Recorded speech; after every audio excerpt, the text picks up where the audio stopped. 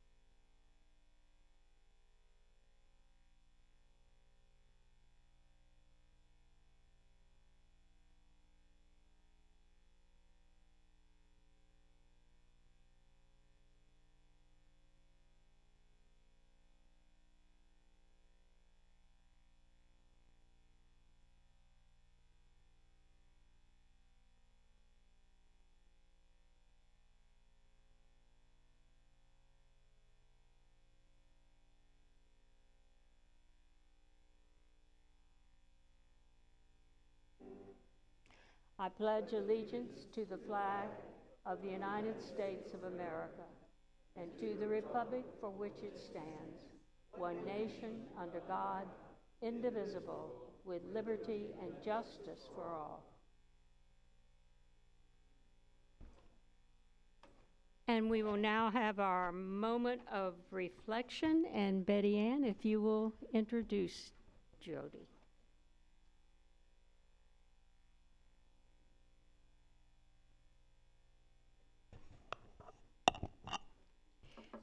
Our Emerald Chase resident was born in central Indiana, but she was raised in West Palm Beach. She married right out of high school, and for many years after that, she lived in the Gainesville area, very busy with working and taking care of two daughters.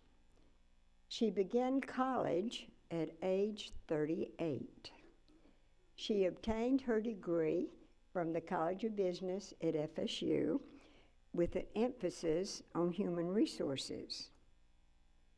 For the next 30 years, she worked in various industries: a potato chip manufacturing company, state government, an engineering company, hospital administration, and a CCRC.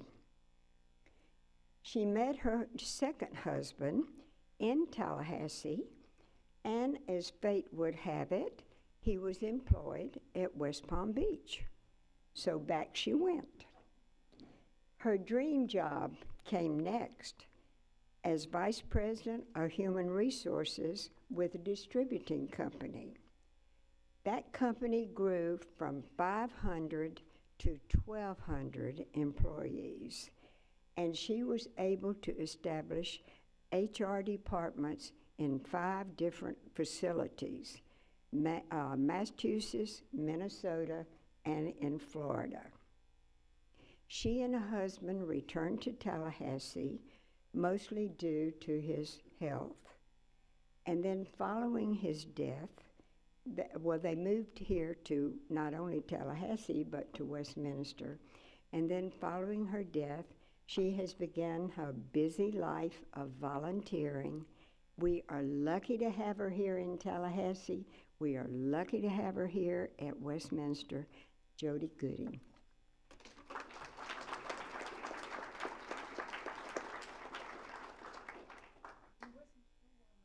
In red. Okay. Yeah, okay. One morning during COVID, I was making my bed and had the TV on, the ABC morning show. And excuse me, I'm nervous, okay? So those who pray, pray, okay? I heard an interview about an author from Canada, and his name was Charlie Maskey. He is an artist and had beautifully illustrated and written a book, and the name of the book is The Boy, the Mole, the Fox, and the Horse. This is the book, okay?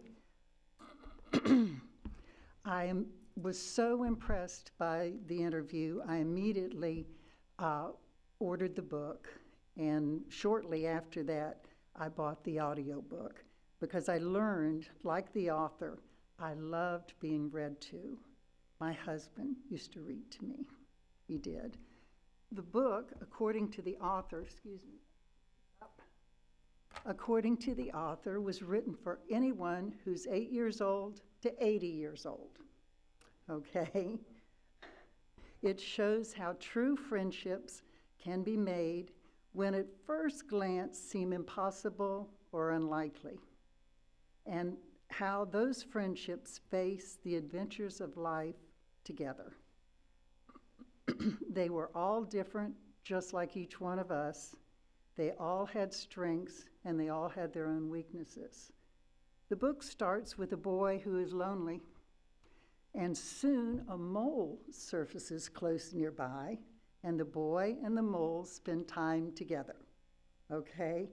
Looking at the wild, and the wild is a bit like life, sometimes frightening, often unknown, but beautiful. The boy is full of questions. The mole is greedy for cake. The fox mainly is silent and leery because he has been hurt by life. And the horse is the biggest thing that they've ever encountered, and the gentleness. For me, it wasn't that I learned anything earth-shattering from this small book, but it was a beautiful, refreshing look at life and the way I want my life to be. Some examples of some of the questions that they talked about in the book is the mole asks the boy, "What do you want to be when you grow up?" And the boy responded, "Kind." The boy asked the mole, "What do you think success is?" And the mole replied, "To love." In their wanderings, they meet the fox. And you can imagine it's never easy to meet a fox if you're a mole. However, it was very interesting how the mole and the fox developed a relationship. There were many discussions and adventures, but one of the last ones I want to share is that the boy asked the horse, "What is the bravest thing you've ever said?" And the horse replied, "Help." So the boy asked, "Well, what have you, when have you been at your strongest?"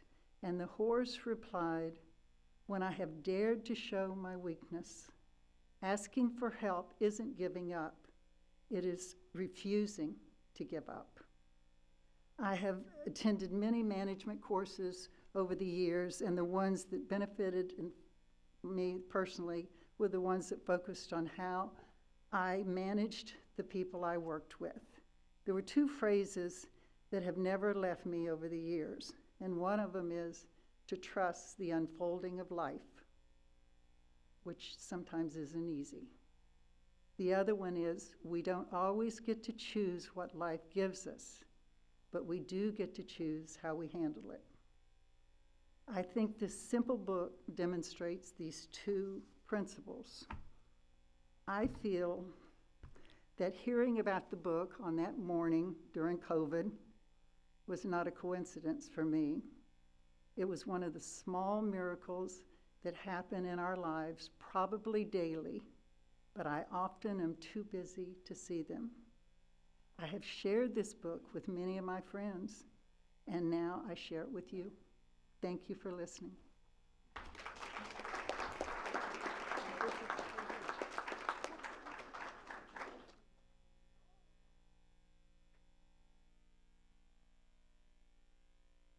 Thank you so much, Jody. It was just lovely, lovely. Emily, present the minutes, and the members of the council have seen them. What? Oh, all right. Is there a second? Any additions or corrections? Hearing none. All those in favor, say aye. Opposed, like sign. Minutes are accepted. Marvin, if you will give the treasurer's report. This time I made sure everything's in order. We have now completed 96% of the fiscal year. Another couple weeks, week and a half. We have the budgeted income is $30,985, and the total income has been $35,494, which is 115% of what was projected. Expenses, we budgeted $40,239, and we've expended $22,798, which means we've expended only 57% of our budget. The general fund account balance is $64,346. The employee gift fund account balance is $35,338. And our savings account balance is $33,208. The total of all our accounts is $132,893. The April end of month financial report will be posted on My W Life first week in May. Any questions? Thank you.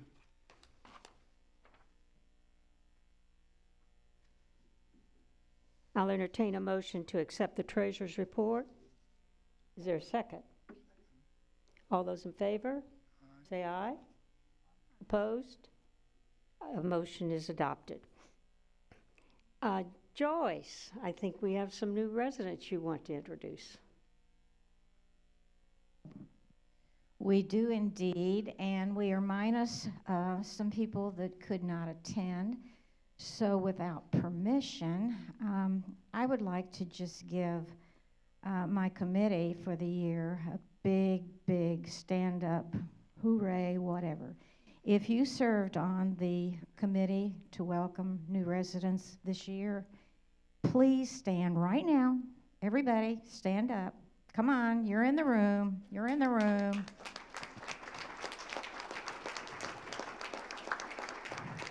Thank you.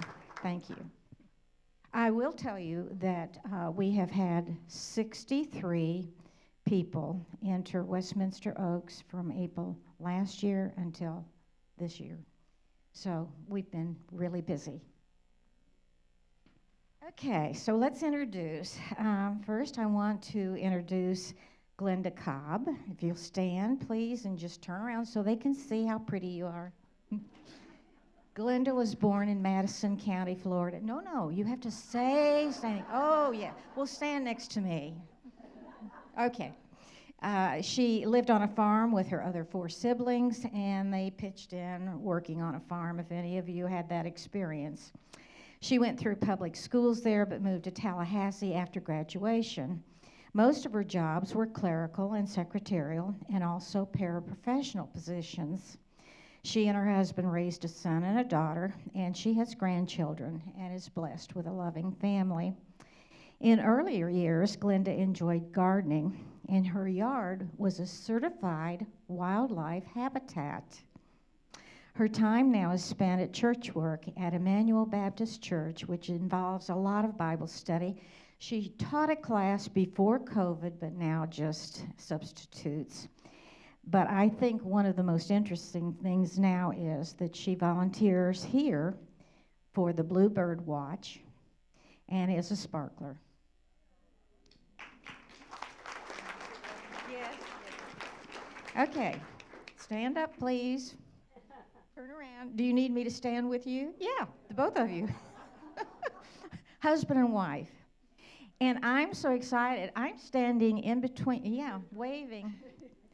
I'm standing in between Joe and my new neighbors right next door.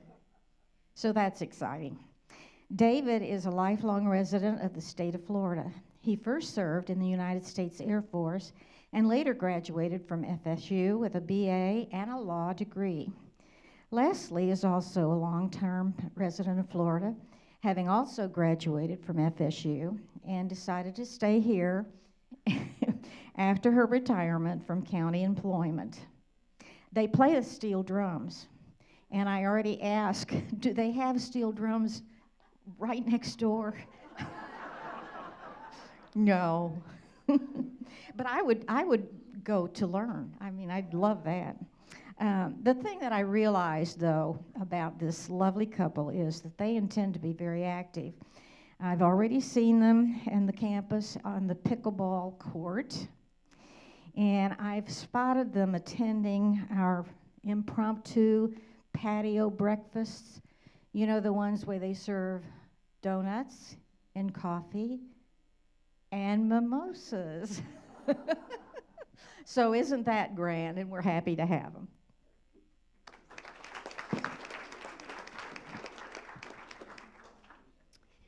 Welcome. So glad you're here and glad to hear you're getting involved already. I think everyone here knows about our wonderful history project and the committee that works on that diligently. And they have discovered a special point of history, and Mary Jane Robbins is going to share it and them with us.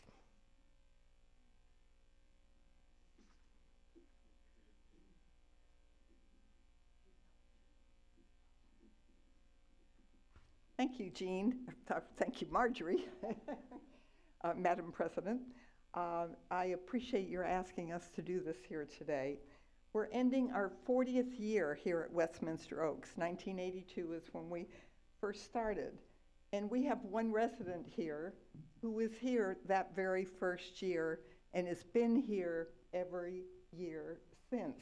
And her name is Jean Simpson. Jean, would you join me?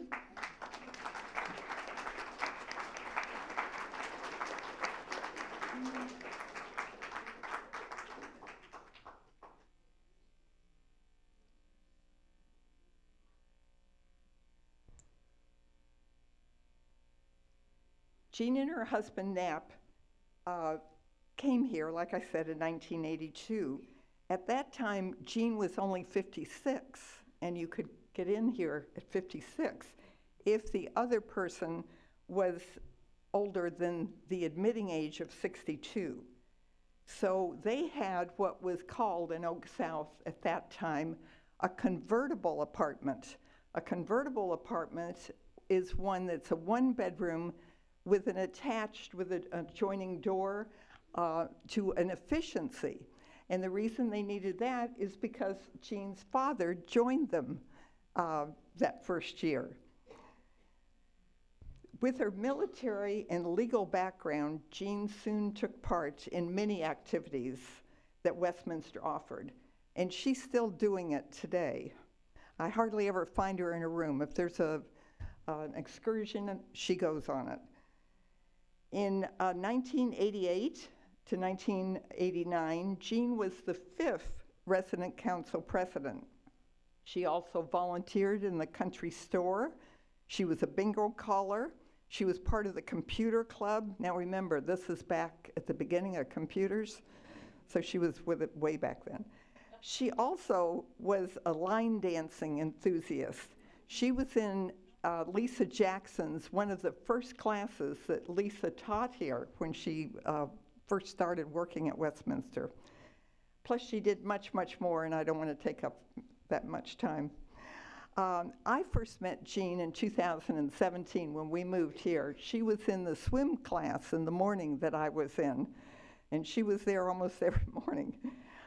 She is still taking part in her new home in the Perry Center at the exercises there. Jean has been a big help in answering so many of our questions with her 40 years of history at Westminster Oaks. She's also contributed items for our archives. And one of those archives is this brick. This was a gift to Jean on the 10th anniversary. They gave her a brick. I thought that was appropriate. Anyways, the brick didn't even have her name on it. We made a new plaque that states, Jean Simpson, we got her name on it, charter resident of Westminster Oaks, 1982 to 2022, to mark her 40 years here, over 40 years now. So thank you, Jean, for all the 40 years of history. And we have a small little item for you.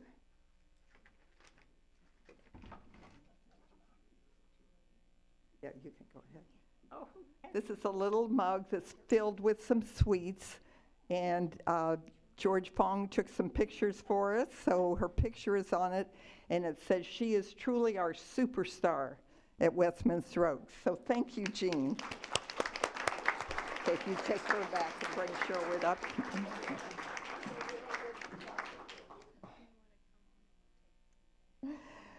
Dee, it's your turn.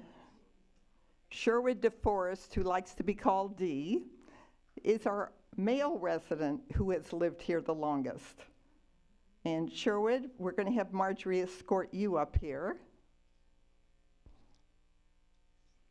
Sherwood has only been here 30 years.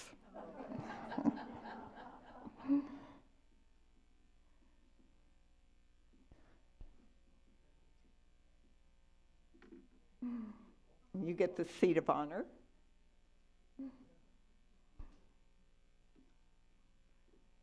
Dee and his wife, Ginny, moved into their new home that he also helped design in 1993, and that's the home that my husband Larry and I live in right now.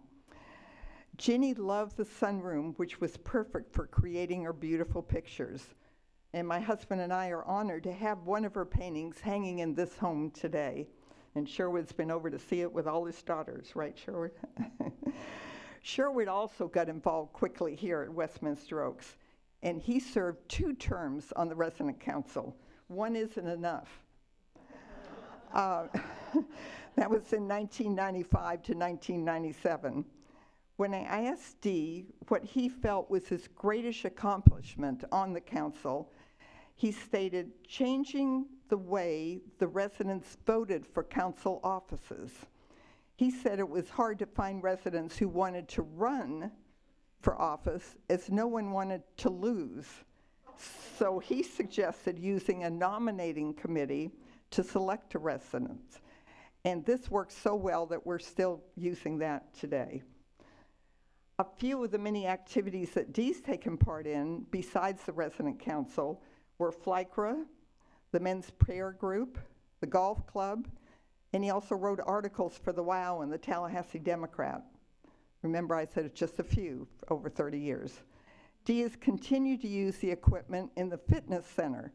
I saw him on one of the machines just last week. That may be one of the reasons he celebrated his 100th birthday in 2021. He even got mentioned on my favorite Today Show program every morning. Gail Alexander has said that both Jean and Dee have given back so much through their volunteer activities and to the foundation over the years. It's residents like them that are keeping the true spirit of Westminster Oaks history alive and well. Dee is now transitioned to his new home in the Perry Center. Westminster communities could use both Jean and Dee as inspirational models for how to enjoy a happy, healthy, and purposeful life at Westminster Oaks. This is just the small part of what makes Jean and Dee superstars. For the rest of the story, make sure to check out the history module, which is on My W Life. And if you haven't been on My W Life and you new residents, better learn how to get on there really quickly. There's lots of really good information for you. So thank you, Dee. We have a little small gift for you too. He wondered why George Fong took his picture the other day. So there's your picture. We would like to also thank so many of you that have helped and supported the History Project, especially Marjorie here, who made me get up and do this, with all your information and materials. Please keep it coming. This is an ongoing project. 40 years is a lot of time to cover, so we're doing it bit by bit. And it also takes a great team. And I would like our team, the History Project team, to please stand up. Evelyn Melton, my right hand, there she is. Martha Stewart, Martha, she was going to try and be here. George Fong, I saw was here. Pat Johnson, Karen Winsig, and Sandra Wiley couldn't be here. Thank you, Karen.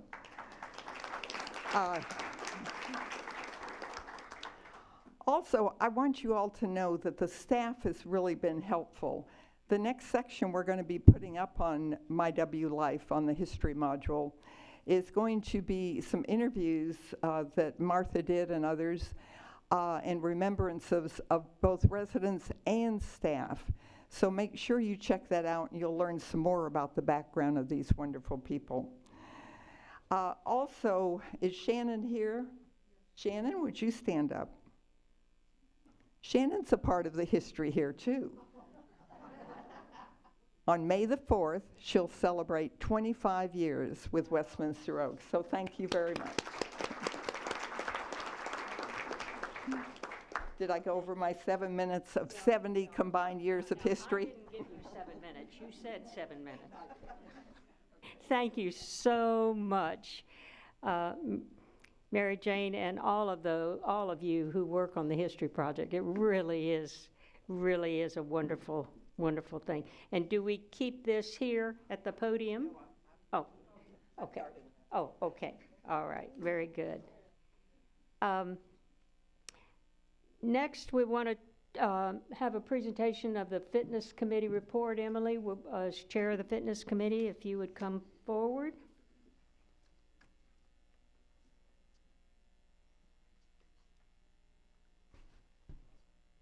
Oh, is Linda Teague here?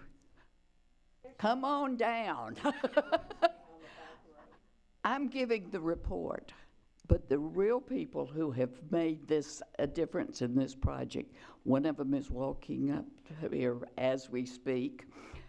But for everybody who plays pickleball, be sure and thank these people who have made it possible. They're fabulous. And what we're doing is asking approval by the committee to recommend to Westminster Oaks that we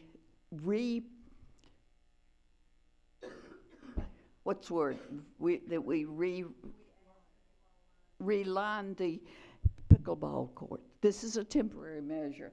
The plan for the future of pickleball at Westminster Oaks will have a dedicated pickleball court. That's the dream. But for the moment, we're using the tennis court, and we have gotten estimates, and we're ready to roll. Because the construction of a dedicated pickleball court at Westminster Oaks is still in the dreaming stage, the Westminster Oaks Fitness Committee requests that the pickleball lines be painted on the current tennis court so that pickleball players will have official lines to play with. These lines will not interfere with the sets of lines that are currently painted on the court for two different types of tennis players. So I'm going to suggest making the motion that the council accept this recommendation for a redrawing of the pickleball lines and tennis Is court. there a second? Then we'll open it up for discussion. Second? Okay. And Linda, come on down and we'll answer questions. Yeah, Like this wee stuff. there has been a great deal of research that has gone into this. There's a picture up here of a court in the city of Tallahassee. They have repurposed or double-purposed many of their tennis courts in the parks here in Tallahassee so that they can be both tennis and pickleball. Because as you probably read in the Democrat this week, pickleball is the fastest growing sport in America. Florida seems to be the #1 state that's growing fastest in pickleball, and Tallahassee is at the top of cities that are growing in pickleball. So there's a lot of demand, and that demand means that many of the local pickleball courts are not available when you want to have them. And so the idea of having one here and having a way to have one here sooner than later, and since there seems to be an easy solution to this, we've talked with the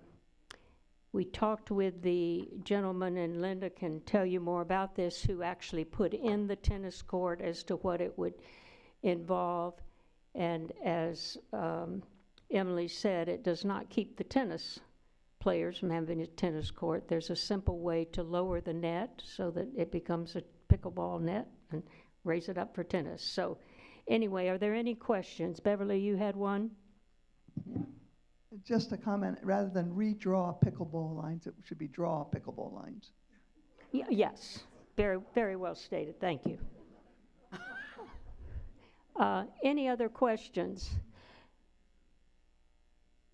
I want also to recognize a lot of work that Hugh Wheeler has put in looking at the possibility of a permanent, separate pickleball court. I want to keep saying wiffle ball. Pickleball court, and that would be down the road. But right now, this will allow us to have a facility here on campus and sooner than later, and we will be working with Shannon to identify a funding source. Any other questions? Any questions from the audience? Hearing none, yes. Oh, I think it has been moved in second, thank you. All those in favor? Opposed? The motion passes. Thank you for your committees. And Linda, no one knows how much time she put in on this. Yeah. Y'all come on out and play pickleball with us. Come out. Classes on Thursday. Classes are on Thursday morning from 8:30 to 9:30, and we have a coach who's from the city of Tallahassee that comes out, and she has all the equipment, and it's free. So y'all come on and join us. We're having fun.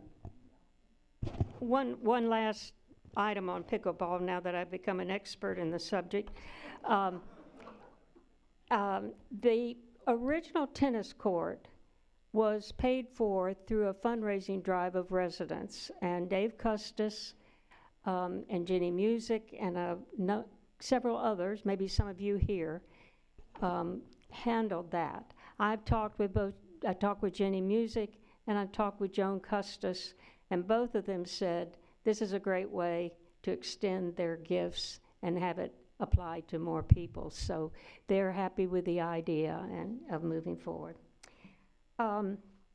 One piece of business, pardon?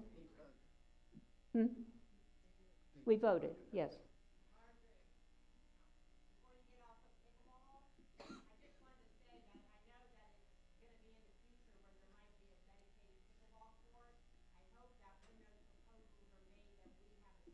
Oh, there was no question that that will occur. Thank you, Sue. Did you hear what she said? That when it comes up, before we will have a thorough discussion with the residents on that. as to where it goes and et cetera.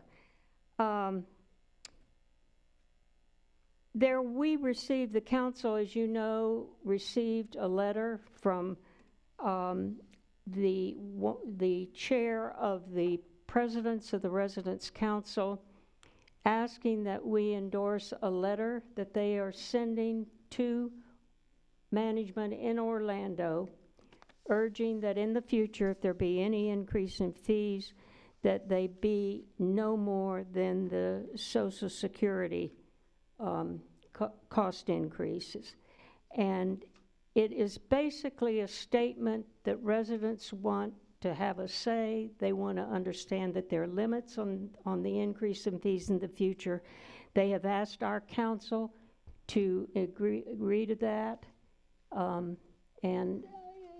have all you've all received a copy of both the letter and the motion. And is there any discussion? Lanny, did you have any? No, I was going to read the motion. Okay, if you'll read the motion. That the Resident Advisory Council hereby requests and recommends that the Board of Directors of Westminster Retirement Communities of Florida instruct its staff that in preparing the operating budgets for the next fiscal year for its several constituent life plan communities, that the assumed percentage increase in the monthly fee in each instance should not exceed the actual percentage of the Social Security cost of living increase for 2024.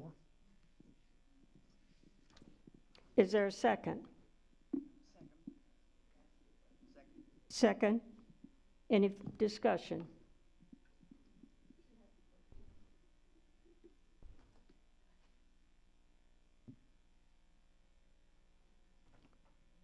I'm just curious, when does the increase to Social Security come out from the federal government? In January of every year? I don't know. Is that when it comes out? So if it's January, what month does the Orlando and each individual facility prepare their budget? In what month? They start in the fall and then in December. So the point is, we don't have a lot of option in amending this letter. It really is joining our sister or brother, whichever they may be, councils in endorsing the fact that we need to have a limit. Our members of our council read the statement and had some editorial comments they'd like, but this is going to the board in April, so we feel that it's important, since in the future we may be asking them to join us with some issue that we may want to bring forward as a unit, but we feel at this point we're going to bypass the specifics in order to make a statement. So, did we vote? Yes. Well, we'll come to that later. We'll find out in a, hopefully well, not hopefully, but the presidents of Residents' Council will be meeting in person in August, so Lanny can get answers to all those questions at that time. All those in favor, say aye. Wait, please. Yeah. Yes, sorry. Is this on? Yes. 2024, that last part that you read, that means that from now on forever, we get the Social Security increase for 2024? No. That Then I misheard. That's what I heard. No, they can't exceed it, no. No, that's what, I mean, that's a pretty high increase historically. So Well, this year it was, the increase we received was above the Social Security increase. Now, I will tell you that the statute uses Consumer Price Index, which is higher than Social Security. So there are some particulars on this that would need to be worked out, But right now, the importance is unity in taking a message to the board that we need to have some conversations about increases in the future, and that has not occurred. Any other comments? If you have questions, if you would get them to Lanny, so that these are exactly the kinds of things when he meets with the other residents council presidents, he can bring up and get specific answers to. They may have addressed it and may have a good reason. We unfortunately didn't have a chance to get together and discuss this. Okay, all those in favor? Aye. Opposed? Okay, we will send it. Shannon?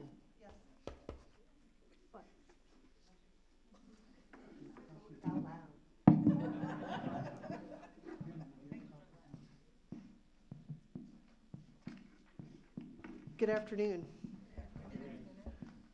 Some happy news to share with you. I don't know if you've heard, but our medical director, Casey Rust, just had a new bouncing baby boy on April the 4th. He's 7 pounds, 8 ounces. He was born at 6:54 in the morning, and his name is Cameron Gavin Rust. So we're very, very, very happy for her. You've probably heard the word, but I wanted to reiterate that the chiller is going to be down on Friday morning, starting at 6 in the morning. That is for the purpose of valve replacement. That will affect everybody in our apartment buildings, Perry Center, Health Center, and Memory Care. Third floor Perry Center common area furniture has arrived. If you haven't been up there to see it, we hope to have an open house soon. Dining area furniture is there, artwork is there, and the residents are enjoying dining on the third floor, where they've got lots and lots of room. There was not so much room on the fourth floor, you may have heard. The Health Center second floor common area furniture is due to arrive in late May. We thank the foundation for the $95,000 they spent replacing furniture on that floor, and it will be beautiful. Prep and priming for the rooftop garden is taking place today, and we'll be painting thereafter. I think that question came up on one of our last meetings. And the assisted living quality of life surveys are being distributed. They're due to our home office on the 26th, and they will cover such topics as nursing care, activities, the staff in the assisted living, personal care, privacy, home care, therapy, and administration. So all of those topics will be covered, and I believe some of you have volunteered to assist in that effort. So we appreciate you helping out those families in memory care or those families that are out of town. JACO accreditation documents will be submitted tomorrow. So we believe in the next 2 weeks we will be JACO, which is a hospital type accreditation, in our health center. Volunteer luncheon is this week on Thursday, so we look forward to celebrating all of our outstanding volunteers here at Westminster Oaks. There is a new sign for the Emerald Chase neighborhood. The placement right now is being discussed. Those of you who drive into Emerald Chase probably see some cones. Those cones are there to look at locations for the Emerald Chase sign, establishing it as a Westminster community neighborhood. Mailboxes are here and ready to install in the kiosk. The next town meeting is May 1st, and just to let you know, hurricane preparedness has already begun. Staff have been given letters to show that they are essential workers and need to be able to get past any roadblocks to come to work in the event of a hurricane, and the rest of our hurricane prep book is ready. So we're hoping not, of course, not to have a hurricane, but we'll be ready if we do. Our outpatient therapy has tipped the scales at 113 people, which is a record for us. This time in August, we had 22. So a lot of people are enjoying outpatient therapy, so we're really, really pleased about that. The next independent living quality of life survey will be in the fall, probably around September, and it will cover such topics as nursing care, our clinic, home care, therapy, lifestyles, pastoral care, marketing, the front desk, and administration. And that's all I have, unless you have any questions for me. Yes, sir? What was the What was the flood event this weekend or recently? The flood event was it in the lower level? Okay, can you? I was told that it came from an apartment in Oak South. All right, thank you so much. I have a question. Oh, yes, sir. The forum will be meeting Friday afternoon in this room. Does that work with the chiller have any impact on our meeting? So what the chiller will do is, because they've got to turn it off, yes, the air will rise, but we picked a nice cool day to do it. We're going to start very, very early replacing the valves. So we're going to start at 6 o'clock in the morning. Okay. So your forum should be okay. Yeah. All right. Thank you very much. Appreciate it. We'll now open the floor for any comments by council members. And Walter, I believe you had something following up on the forum.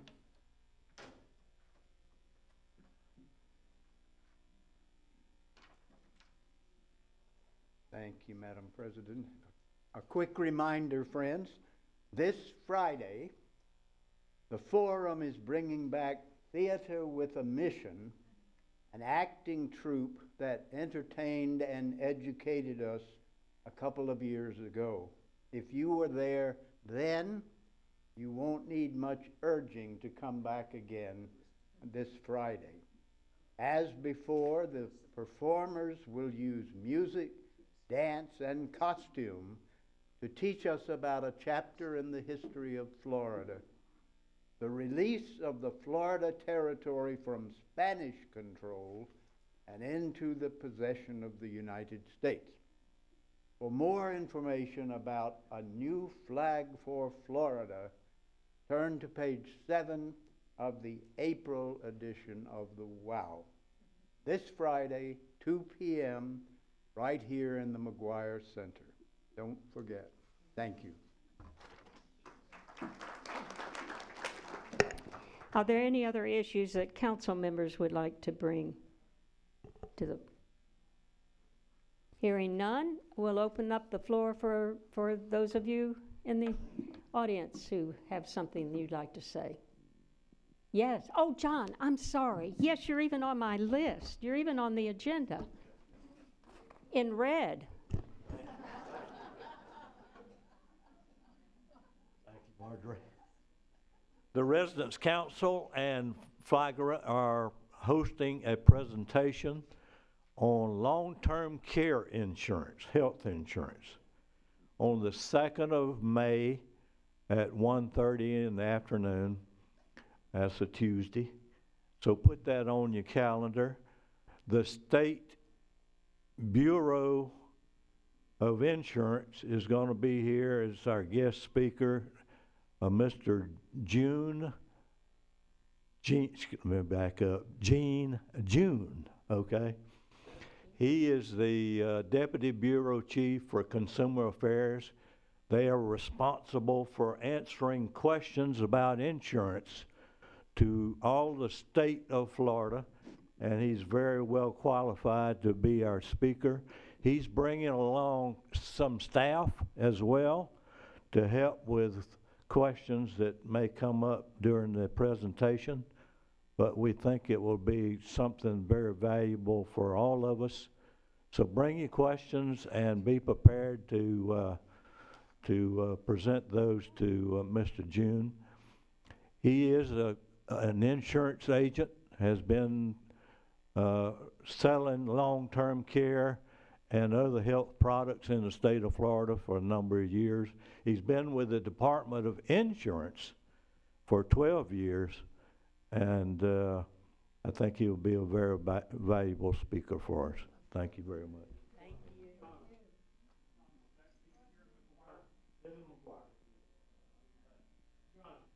you. In the McGuire Center.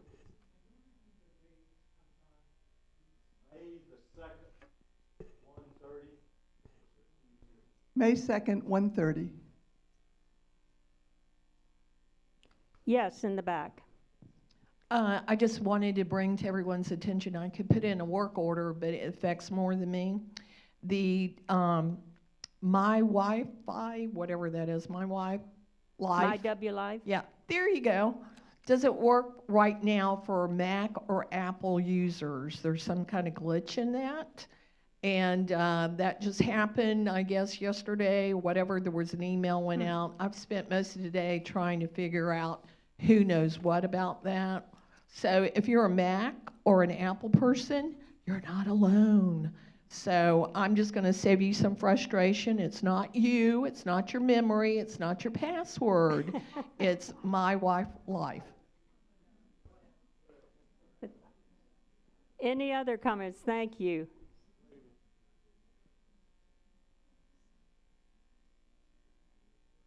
You would have to be right in the middle. I try to accommodate. We've got a pipe rattling sound in Oak South in my apartment anyway. I think it's from the heating and cooling system. Also, well, that started after they turned off the water 2 separate times about a month ago for some kind of maintenance. Also, I have a friend that has a pipe rattling sound in Chasen Apartments. And she's experienced that since last June. It sounds like furniture being skidded on a floor. So my question is this chiller valve replacement thing going to take care of the water pressures in our heating and cooling lines? You're asking me? No, I'm asking. Let me ask you, have they put this, gone on My W Life and asked maintenance to come? Oh, yeah, I've turned in multiple work order Okay. requests. Nobody tells me anything. I thought Lanny was in charge of maintenance. Okay. Well, also, would you send an email to Carol Bewley, who is the chair of the maintenance committee, and get the maintenance committee in on this? Well, he and I talk about it all the time for quite a while. Thank you. Any other comments? Any other questions?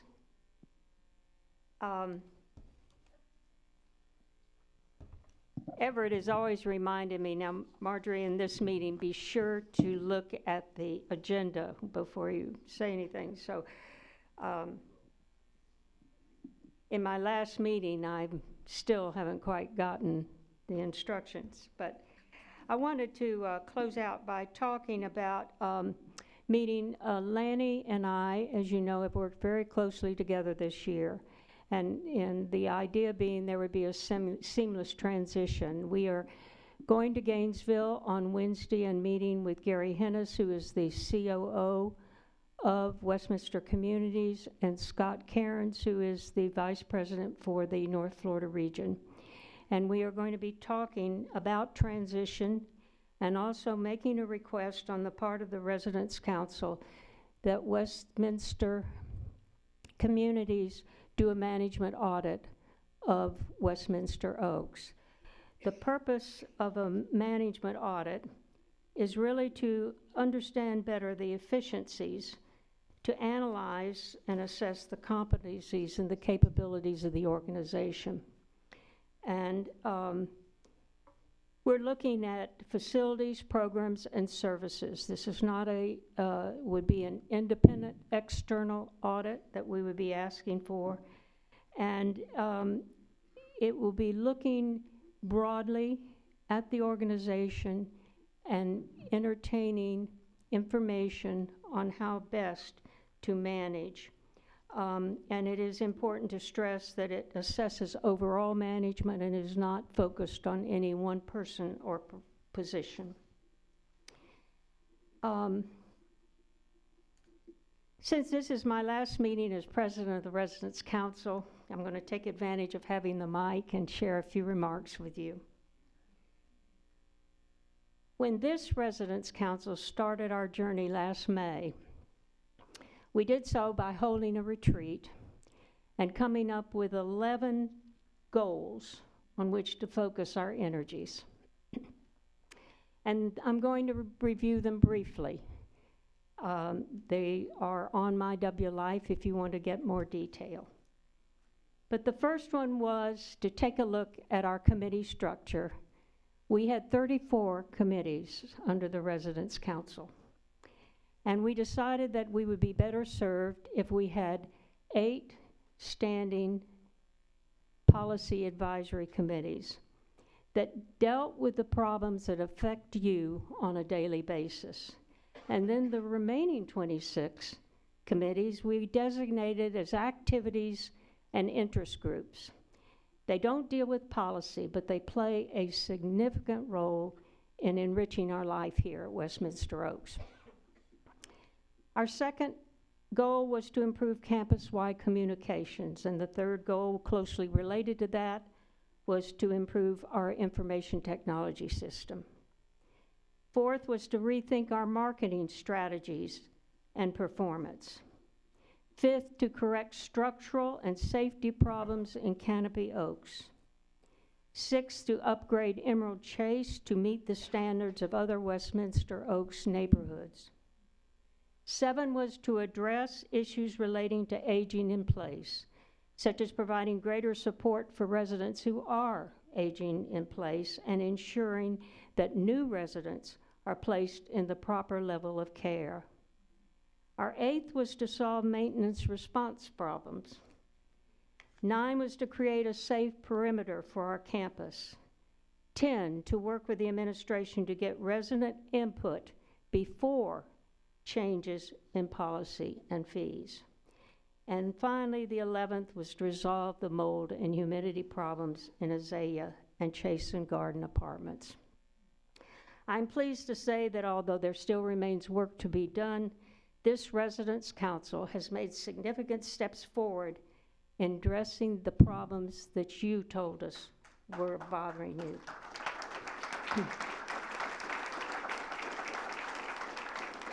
We are sincerely grateful to our executive director and the team members who have willingly worked with us to help make this happen.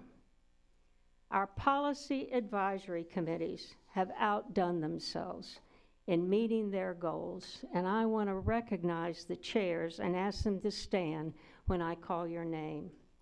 Budget and Finance, Richard Corbett. If you'll hold your applause and at the end. Communications, Almina Pettit. Dining and Food Services, Jane Hudson. Grounds and Landscaping, Steve Shackelford.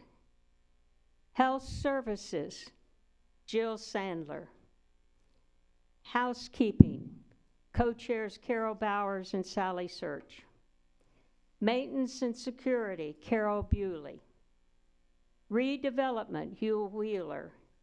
And Welcome Committee, Joyce Toman. Will all of you stand back up and let us tell you.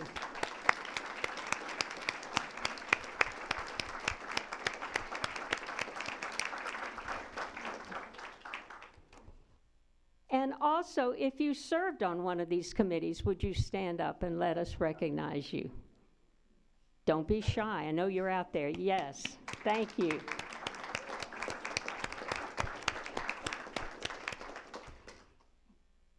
I want to also thank the 4 members of our council who have come to the end of their term, which means, sadly, we must say goodbye.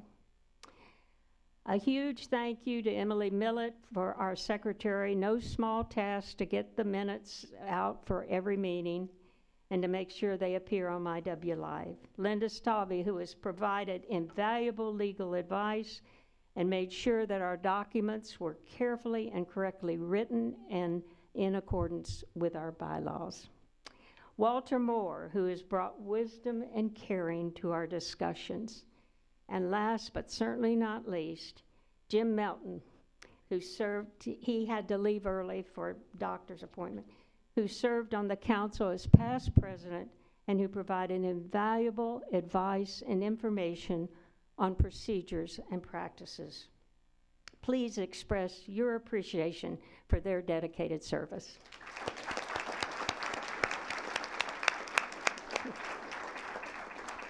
And I want to welcome the new members that you elected to the council. They bring experience and expertise, not just by their involvement in activities at Westminster Oaks, but in the broader community of Tallahassee as well. They're going to hit the ground running. And that's Julian Proctor, Jane Hudson, Richard Corbett, and Sharon Helms.